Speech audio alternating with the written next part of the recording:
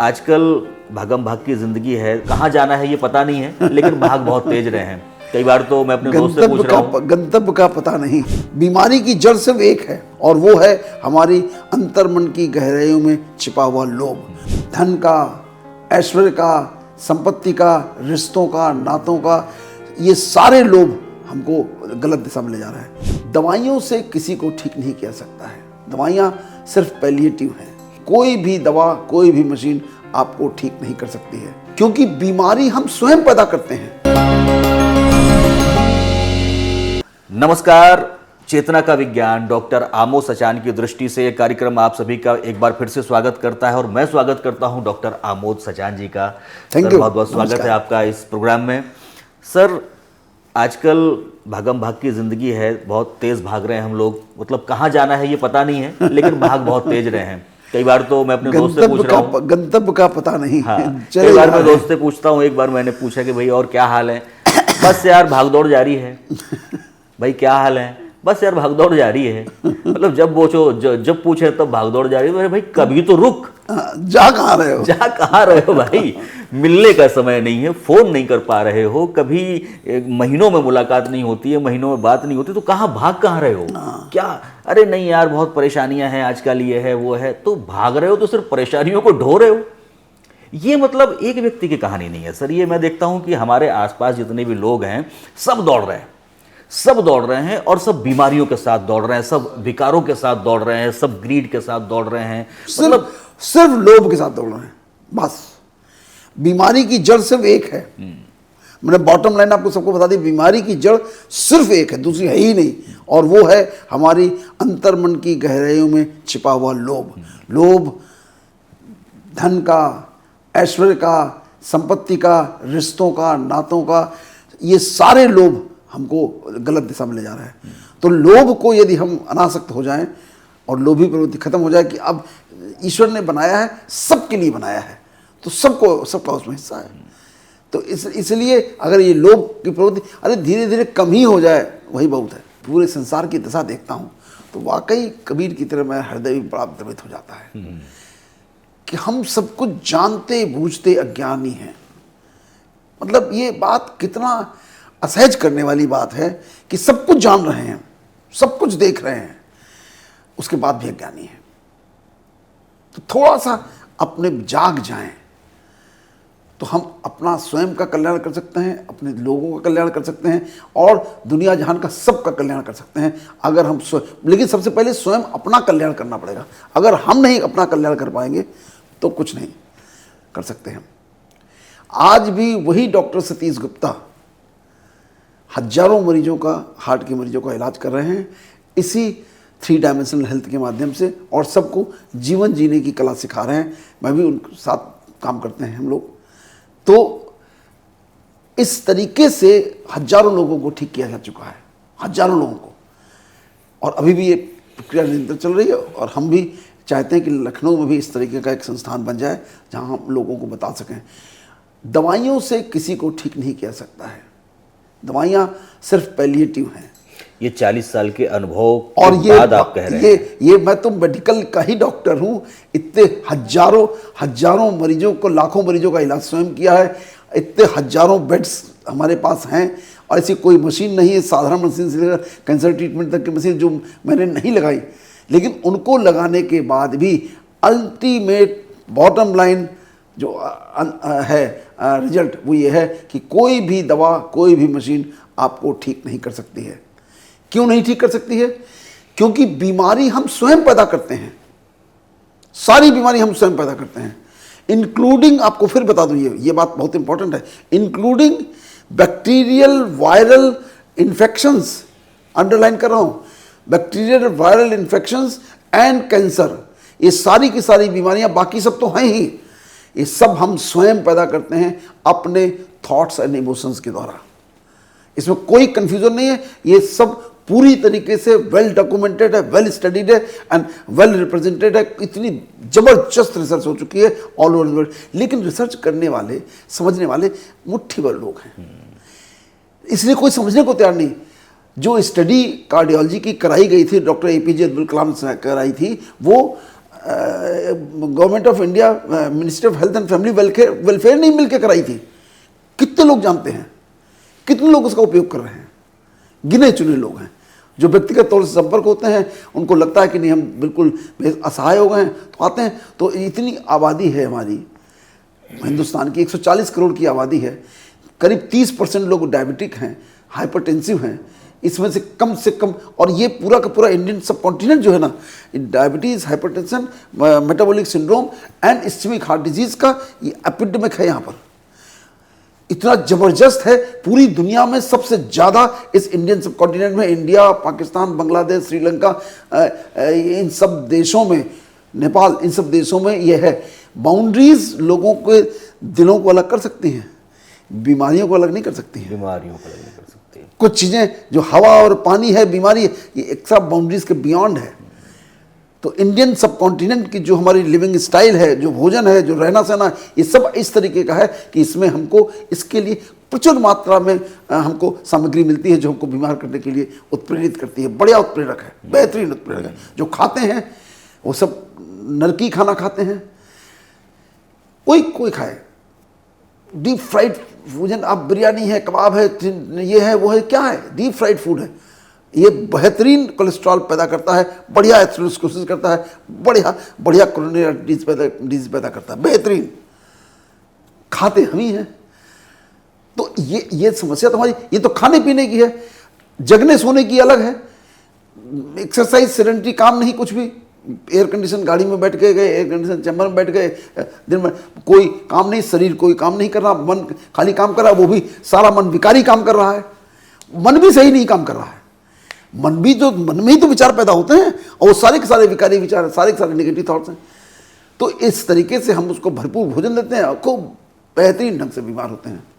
तो इसलिए कोई भी इलाज जो हम करते हैं मॉडर्न साइंस में, या not only for modern science, किसी भी विधि द्वारा, इस कन्फ्यूजन में ना है कि आयुर्वेद से इलाज कर लें कुछ बेहतर है, अगर हम होम्योपैथी से इलाज कर लें कुछ बेहतर है, यूनानी से कुछ कर लें, कुछ नहीं, सब एक समान है। सारे एक समान है, क्योंकि मूल स्रोत पे, जड़ पर कोई ध्यान नहीं जाता है। जड़ पे जाए, अगर आयुर्वेद से इलाज कर रहे हैं यदि हम, तो हम अपना ओवरऑल हॉलिस्टिक अप्रोच लें। हॉलिस्टिक अप्रोच खाली शरीर की नहीं, मन की भी। अगर मन का भी हम इलाज करें, हम उसी तरीके ध्यान करें, योग करें, तो ठीक हो जाएंगे। लेकिन अगर आयुर्वेद की बात होती है तो रस है, रसायन है, जड़ी है, बूटी है, यही तो बात करते हैं। कौन कहता कि नहीं योग करो, ध्यान करो? कहीं कुछ नहीं होता। और जो ये योग का दिखावा होता है, वो भी एक भ्रम पैदा करने वाला है। असली योग है मन का योग। फिर से मैं रिपीट कर रहा हूं, इसको बहुत गहराई सब लोग समझ लें। असली योग है मन का योग। मन का योग क्या है? हमारा मन उस परमपिता परमात्मा के मन से जुड़े, वो है योग। एक से एक का जुड़ना, उसको कहते हैं योग। हम उससे कहां जुड़ रहे हैं? और जुड़ने का तरीका क्या है? जुड़ने का तरीका जितनी ओपनली मैं बता रहा हूं, शायद कोई कभी नहीं बताएगा। ना कोई बताता है, ना कहता है, ना करता है। उससे जुड़ने का तरीका सिर्फ एक है, दूसरा कोई तरीका नहीं। जो गुण हमारे पिता के हैं, उससे जुड़ने के लिए वही गुण धारण करने हैं।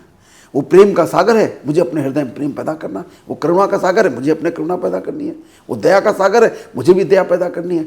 वो सुख, शांति, आनंद का सागर है, मुझे भी वही अपने हृदय में पैदा करना है। ये हम पैदा कर लें, सब बीमारी से मुक्त हो जाएंगे। कौन पैदा कर रहा है?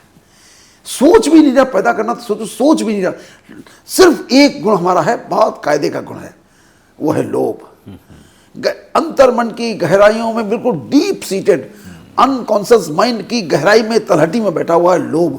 और लोभ एक चीज का नहीं, लोभ को फिर मैं बार बार रिपीट करता हूं, लोभ एक चीज का नहीं। धन का लोग समझते हैं सिर्फ लोभ है।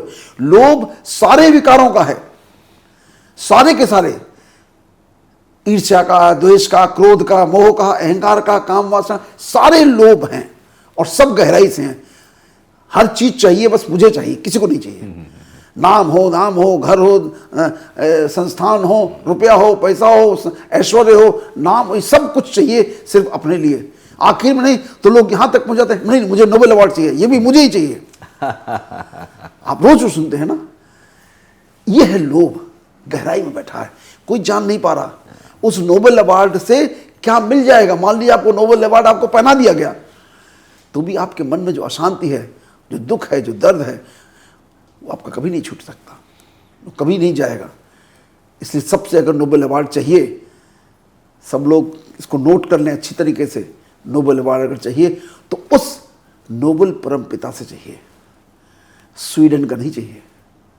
जब वो कहे हाँ तुम नोबेल हो, तब मैं एबल होगा, तभी ये तरीका होगा कि इससे हम समझ सकें। और तभी वो नोबेल अवार्ड ऐसा है कि जिसको देने की जरूरत नहीं है, वो अपने आप प्रकट होगा, वो अवतरित होगा हमारे अंदर। ये थोड़ी कि हम किसी को उठा करके दे रहे हैं कि नोबेल अवार्ड लीजिए।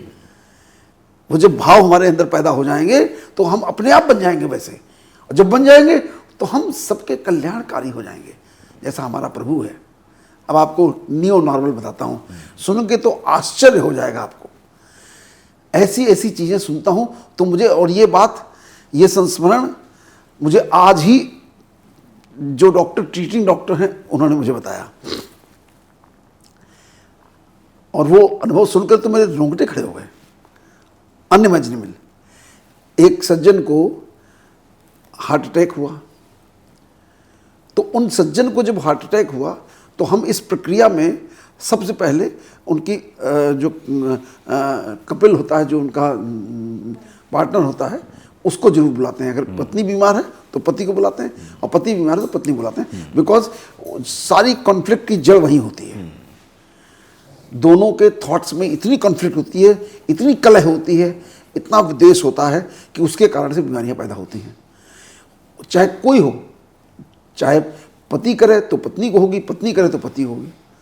तो पति को बीमारी हो गई थी, तो पति आए, उन्होंने कहा साहब, अब उन्होंने को सब सिखाया हम लोगों ने, पूरा जो हम लोग सिखाते हैं, बताते हैं कैसे जियो, कैसे जगो कै बजे सो, क्या भोजन करो, कितना भोजन करो, किस समय करो भोजन, और बाकी मेडिटेशन कराते हैं थॉट्स चेंज करने के, थॉट्स एंड इमोशंस।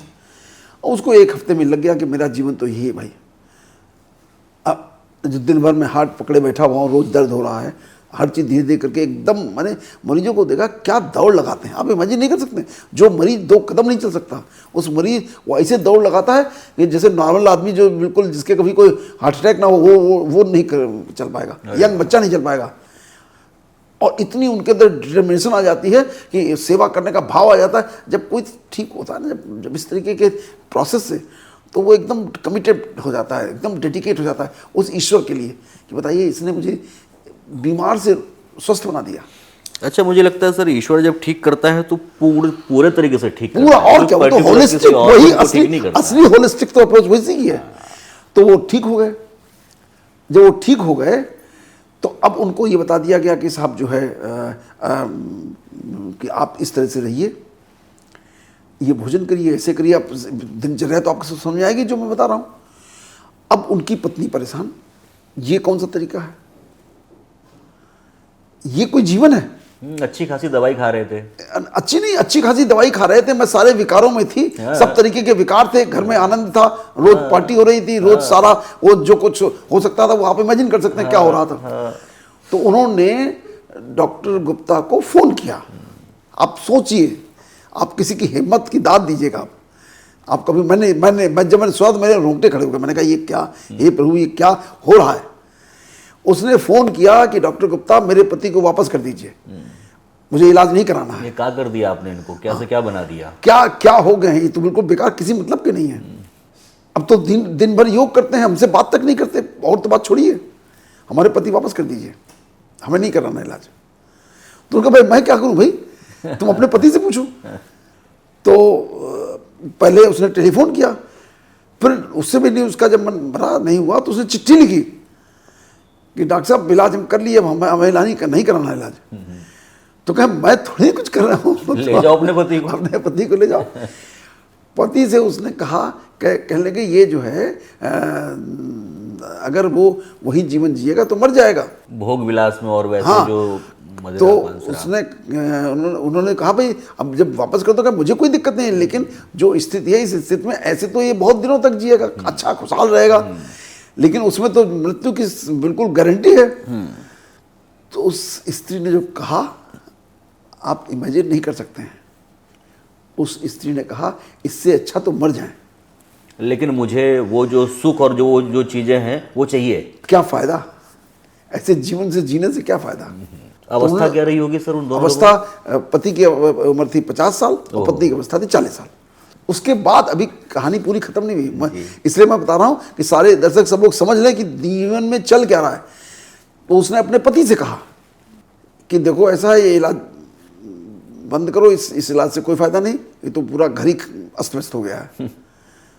तो उसने कहा नहीं मैं तो इलाज करूंगा। तो उसने कहा तुमको प्रॉब्लम क्या है, तुम अपना जीवन जियो, हम तुमको मना तो नहीं कर रहे हैं। और उसने पति ने जो उससे कहा वो और भी अच्छा, कि तुमको मेरे मरने की चिंता करने की जरूरत नहीं है, न तुमको इसलिए परेशान होने की जरूरत है कि मैं मर जाऊं तब तुम खाली होगी, मैं तुमको बिल्कुल स्वेच्छा से तुमको छोड़ करता हूं और तुम शादी कर लो भैया। लेकिन मतलब आप सोचिए जरा एक पल के लिए कि क्या इच्छाएं कहां तक पहुंची हुई हैं। लेकिन पति ने कहा अब हमको ईश्वर मिल गए, अब मैं ईश्वर नहीं छोड़ सकता, मैं दुनिया का सारा सुख छोड़ सकता हूं। आपको जो भी मेरी संपत्ति लेनी, जो लेना हो सब ले लो, पैसे भी ले लो, संपत्ति भी ले लो, बच्चे 2 बच्चे भी थे। अच्छा, हाँ, कहीं ये भी सब ले लो तुम, लेकिन मैं बाबा नहीं छोड़ सकता, ईश्वर को नहीं छोड़ सकता जिन्होंने मुझे जीवन दिया है। तो बताइए ये है न्यू नॉर्मल, क्या है जीवन से हम क्या अपेक्षा रख रहे हैं और क्यों रख रहे हैं। कहीं तो हमको सुधरना पड़ेगा, कहीं तो अपने अंदर झांकना पड़ेगा। और हम यदि अपने अंदर नहीं झांकेंगे तो हम कभी ठीक नहीं हो सकते हैं। मुझे कोई भी जीवन का कोई भी बड़ा से बड़ा डॉक्टर, बड़ा से बड़ा, हम एक कहा जाता हकीम लुकमान के पास भी इलाज नहीं है हमारी बीमारियों का, किसी के पास इलाज नहीं, इलाज स्वयं हमारे पास है। और मैं इतने ओपनली ये इलाज, ये सारी दवाएं बता रहा हूं, किसी में समझने में दिक्कत नहीं है, लेकिन दिक्कत उसको धारण करने में है। धारण करने में जो उस स्त्री की कहानी में है वही है कि वो धारण करने में ऐसी अपने अंदर का पूरा भाव बन गया है कि हम उससे हटना नहीं चाहते, हटना ही नहीं चाहते, उसी दुख में अपना जीवन खत्म करना चाहते हैं। मतलब एक जानवर है, इंसेक्ट होता है, उस इंसेक्ट के बराबर हम हो गए हैं। मुझे इसमें उसकी आ रही है उस घटना की याद। वो इंसेक्ट सिर्फ अपने जीवन में पैदा होता है, पैदा होने के बाद सिर्फ एक काम करता है कि एक बार उसकी फीमेल से वो सेक्स करता है और सेक्स करने के बाद मर जाता है। और फिर वो नई बच्चे पैदा होते हैं, वो आगे फिर बढ़ते हैं। और सारे मेल का अल्टीमेट हश्र ही यही होता है। मैं समझता हूं कि सारे मनुष्यों का, पूरे विश्व के सबका हश्र यही हो गया है। सारे वासना में घिर करके खाली अल्टीमेट, और सिर्फ वासना, उसमें प्रेम हो तो भी चले, कुछ रस अगर थोड़ा सा उसमें रंचमात्र भी प्रेम नहीं है। प्रेम तो इतना भी नहीं है कि उसके स्वास्थ्य के लिए। प्रेम क्या होता है, प्रेम भी तो समझ लें। मैं फिर से आज इस वक्तव्य में आखिर में जोड़ देता हूं, प्रेम है क्या। प्रेम वासना का अंत नहीं है। प्रेम हर व्यक्ति के, जिसके प्रति भी हम प्रेम का भाव रखते हैं, उसके लिए मन में ये भाव पैदा होता है, इसका कल्याण हो, इसका भला हो, इसके लिए सब कुछ अच्छा हो, जो भी कुछ इस संसार में हो सकता है सब इसके लिए अच्छा हो। ये है प्रेम। कितने लोगों के पास प्रेम है, ये कहाँ है। अगर आप पैदा कर रहे हो, अगर अपने हृदय में पैदा कर रहे हो, बहुत अच्छा है, लेकिन इसको डेवलप करिए, कल्टीवेट करिए, आगे बढ़ाइए। और प्रेम किसी एक व्यक्ति के लिए नहीं होता है। जो ईश्वरीय प्रेम है, जिस प्रेम की बात हम कर रहे हैं, वो प्रेम प्राणी मात्र के लिए होता है। मेरा बच्चा है उसके लिए प्रेम, दूसरे के बच्चे के लिए द्वेष। मेरा पति है इसके लिए प्रेम, दूसरे का पति उसके लिए द्वेष। मेरा भाई है सबसे अच्छा, दूसरे का भाई है बिल्कुल बेकार। अरे पति पत्नी अपने अपने भाइयों के लिए लड़ जाते हैं। तुमने मेरे भाई के साथ अच्छा व्यवहार नहीं किया, वो कहता तुमने मेरे भाई के साथ अच्छा व्यवहार नहीं किया। मतलब इतना संकुचित हमारा दायरा हो गया है। और दूसरे के भाइयों की तो बात ही छोड़िए। तो इसलिए प्रेम को बहुत गहराई से समझिए और प्रेम को धारण करिए। अगर प्रेम धारण नहीं करेंगे तो हमारा कल्याण नहीं होगा। प्रेम ही है जो, जिसकी डोर यदि हम पकड़ लें तो वो ईश्वर तक ले जाती है। एक नहीं, दर्जनों संतों ने यही बात लिखी है जो ईश्वर के कनेक्शन तक पहुंच गए। ईश्वर का दूसरा नाम ही प्रेम है, लेकिन वो प्रेम नहीं जिस प्रेम की ग्रीटिंग कार्ड छपते हैं, वो प्रेम नहीं, वो सब वासना है। ट्रू सर, बिल्कुल सही कहा सर आपने। प्रेम एक को दो या नेक को दो, ये प्रसाद नहीं जो हर एक को दो। तो ये आपने जिस तरीके से आज प्रेम को परिभाषित किया, हमारे स्वास्थ्य को परिभाषित किया, ये बहुत ही ऐसे इम्पॉर्टेंट चीज़ें हैं। सर आखिरी में चलते चलते एक चीज़ और हम इन बिल्कुल संक्षिप्त में, इन शॉर्ट आपसे जानना चाहेंगे। हमारा पिता परमपिता, शरीर की संरचना हमारी बड़ी ही विशाल, रहस्यमयी और बहुत ही मतलब कमाल की। रहस्यमयी नहीं है, बहुत जटिल जटिल है, कॉम्प्लिकेटेड है, आसानी से समझ में आने वाली, लेकिन है बहुत सरल। है बहुत सरल, मतलब हम बहुत ही सहज और सरल हैं, लेकिन चूंकि हम उसके विपरीत काम करते हैं, इसलिए हम असहज होते हैं। हमारे पास दुनिया भर का खजाना है, मतलब सब कुछ है, मतलब हमें सारी की सारी लिबर्टीज़ हैं, लेकिन जो हमारा झुकाव होता है नॉर्मली 90% लोगों का जो झुकाव होता है, अगर दो रास्ते हों, अच्छा और बुरा, तो पहला झुकाव बुरा की तरफ जाता है। दो थालियाँ रखी हों, एक में कुछ ऐसा अनहाइजेनिक फूड रखा हो, एक में हाइजेनिक रखा हो, तो सबसे पहले नज़र आती है अनहाइजेनिक की तरफ। तो ये जो है दृष्टि जो होती है, इतना मतलब कैसे, चेतना है, आत्मा है, सब कुछ है, ज्ञान है, पढ़े लिखे हैं, सब कुछ चीज़ें हैं, लेकिन हम चूज़ वो क्यों करते हैं? देखो, इसका सीधा सा सहज है, बहुत मुश्किल नहीं है। जैसे हमारे अंदर के भाव हैं जो हम इकट्ठा करके लाए हैं, और नए ताज़ा विचार कैसे पैदा होते हैं, मैंने कई बार बताया, फिर से रिपीट कर देता हूँ। ताज़ा जो हम वर्तमान में जो विचार पैदा होता है, वो हमारे सबकॉन्शियस माइंड से आता है, जो इस जीवन काल की रिकॉर्डिंग्स हैं, ऑडियो विजुअल रिकॉर्डिंग है, वही नए विचार पैदा करता है। वो सब वही विकारी भरी हुई हैं और जन्मों जन्मों की भरी हुई हैं। जन्मों जन्मों की, आप 1 मिनट की माने न माने कहते हैं, बट मुझे मालूम नहीं जन्म होता है कि नहीं होता, मैंने कहा भूल जाओ। इस जन्म में तो हमने क्या किया, क्या पता कि मेरी प्रॉपर्टी क्या है, सिर्फ विकार। अगर आप अपनी प्रॉपर्टी गिनना शुरू करें तो सिर्फ विकार के अलावा क्या है, ईर्ष्या है, द्वेष है, क्रोध है, मोह है, अहंकार है, काम वासना है, जेलसी है, हेट्रेड है, यही तो हमारे थॉट्स हैं। और ये भरे हैं बिल्कुल कचड़े की तरह एकदम, और वही नए विचार पैदा करते हैं। तो जब जब आपके पास कोई अवसर आएगा तो आपको वही विचार, नए विचारों को जागृत करेंगे और आप वहीं आकृष्ट हो जाएंगे। लेकिन यदि आप जागृत हो गए, जाग गए, तो आप इन सारे विचारों को क्लींजिंग कर सकते हैं, इनकी फॉर्मेटिंग कर सकते हैं, और फॉर्मेटिंग करके आप नए विचार लिख सकते हैं। और जब नए विचार आप लिख देंगे तो आपको हर पल ये बात जागृत करता रहेगा। मैं अपने अनुभव से बता सकता हूँ कि मैं जीवन में ऐसा नहीं कि मैं डे 1 से बिल्कुल ऐसा ही था, हमारा स्वभाव अच्छा था, बहुत लोगों से अच्छा था, लेकिन जो आज है मेरे पास, ऐसा 10 साल पहले नहीं था। आज उसकी मैंने इतनी रिकॉर्डिंग लिख डाली है कि यदि चेतना के गहराई से कोई विचार जागृत होता है, मान लीजिए सपोज कोई एडवर्स सिचुएशन आपके सामने आती है, किसी भी तरह की आए, जीवन है उसमें आती रहेगी। और चूंकि जीवन में हमने जो पिछले 10 साल पहले जो कुछ भी किया है, वो भी मैंने भी तो वही किया है, बिल्कुल, तो उसका रिजल्ट तो मिलेगा ना। तो वो जब आएंगे सिचुएशन, तो वो सिचुएशन अब मुझको एक पल के लिए हिला पाती हैं। पहले जब आती थी तो चक्कर घूमता था, हम उसी थॉट प्रोसेस में घूम जाते थे, और घूमते रहते थे और नए नए कॉम्प्लिकेटेड थॉट्स पैदा करते थे।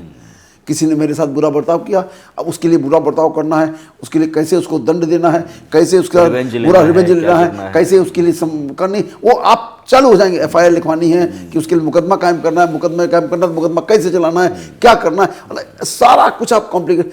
अब लगता है सहजता से, अरे ठीक है यार, जाने दो, क्या टाइम, इसकी कोई वैल्यू नहीं है, इट इज मोमेंट्री, एक क्षण का, भूल जाओ।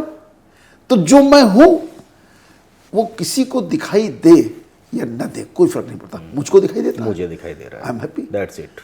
और ये सबको यही देखना है, अपने अंदर झांकना है, दूसरे के अंदर नहीं झांकना है।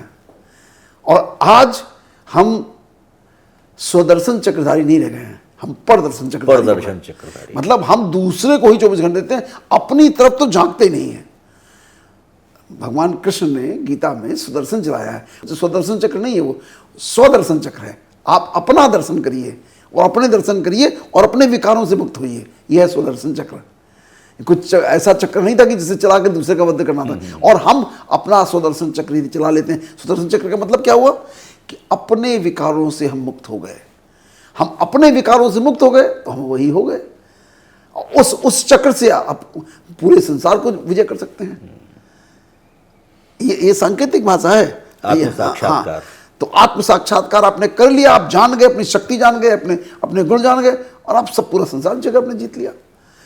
तो और हमको सिर्फ अपने आप को ठीक करना। आज का बॉटम लाइन कंक्लूजन ये है आपके प्रश्न के जवाब के साथ कि हमको मालूम है कि मेरे विचार पूरे जीवन में खराब रहे हैं, गलत रहे हैं, मैंने गलत जीवन जिया है, वो मुझको बार बार प्रलोभित करते हैं, उन्हीं विचारों को पैदा करते हैं। लेकिन चूंकि हम जान गए हैं इसलिए उन विचारों को मल्टीप्लाई नहीं होने देंगे। और इन विचारों में खास बात है, ये आप अच्छी तरह समझिए, इन विचारों में खास बात है, यदि आप उसको समूल नष्ट कर दीजिए तो उसमें नए विचार नहीं पैदा होते हैं, बंद हो जाते हैं।